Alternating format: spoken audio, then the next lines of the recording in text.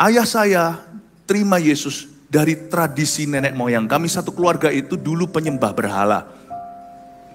Tapi saya dulu yang terima Tuhan, baru papaku. Papa saya itu mulai tertarik, mulai memikirkan Yesus siapa. Ketika melihat bahwa anaknya yang jago berkelahi dulu, yaitu saya ngomong gini gak bangga tapi malu. Ketika suatu hari kami ada di restoran, kan dibutuhkan kejadian nyata untuk bisa membuktikan. Biasanya papa saya itu harus rem-rem saya. Karena saya itu dulu orangnya suka sekali dikit-dikit marah. Saya gak peduli, pokoknya orang di Surabaya bilang tipe gini itu senggol bacok. Saya masih senggol, saya berani untuk main tangan. Zaman dulu terjadi perkelahian di sekolah-sekolah juga hanya karena pandang-pandangan. Bayangin, saya SMP 1 berkelahi sama kakak-kakak SMP 3. Hanya karena dia lihat saya lebih dari 3 detik. Saya berkata, apa lihat-lihat? Lihat itu yang agak-agak lu ya.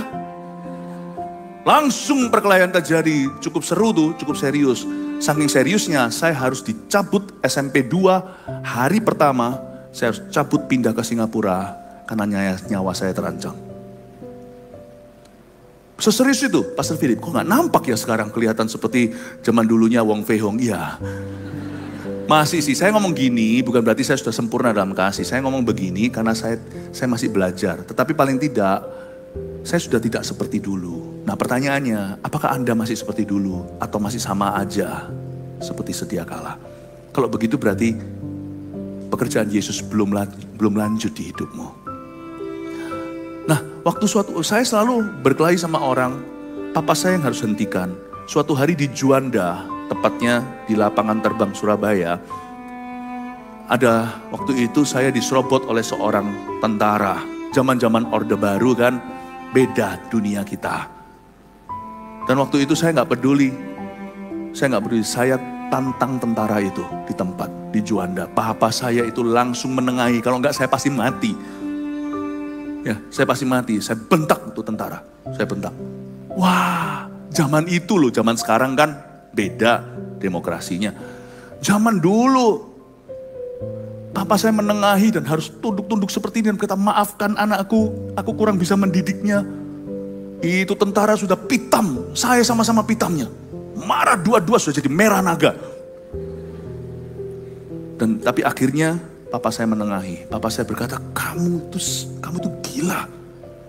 Siapa kau tantang? Saya bilang, pokoknya kalau saya nggak salah, Pak, saya nggak peduli dia siapa. Wah, papa saya, kamu harus peduli dia siapa. Orang tua kan lebih pintar daripada anak muda. Dan suatu hari di sebuah restoran, itu yang namanya kebalik kali ini. Papa saya itu orang paling sabar yang saya pernah kenal waktu saya tumbuh dewasa. Makanya saya malu. Injili orang non-Kristen yang baik itu lebih susah daripada injili orang berdosa. Papa saya itu gak pernah marah sama anaknya maupun sama orang-orang. Sungguhan anaknya kayak gini modelnya pun papa saya itu sabar. Makanya itu susah ketika saya bertobat terima Tuhan. Gimana injili ayah saya yang lebih baik daripada sebagian besar orang Kristen yang saya kenal. Termasuk diri saya sendiri. Dan suatu hari di sebuah restoran Tuhan izinkan sebuah kejadian. Entah gimana, pokoknya yang namanya waiternya itu, pelayannya itu kasar banget. Lagi rame nih. Dan papa saya kepancing, gak pernah loh. Saya rasa diizinkan sama Tuhan. Papa saya langsung marah. Sini. Marah dia. Papa saya marah, saya pegang tangan papa saya. Itu saya setelah bertobat. Papa saya tahu. Saya mulai sekolah jadi hamba Tuhan. Papa saya tahu. Saya pegang tangan papa saya. Berkata, apa-apa. Sabar. Papa saya itu langsung lupa waiter itu. Lihat matanya itu langsung melotot ke saya. Dan lihat mama saya.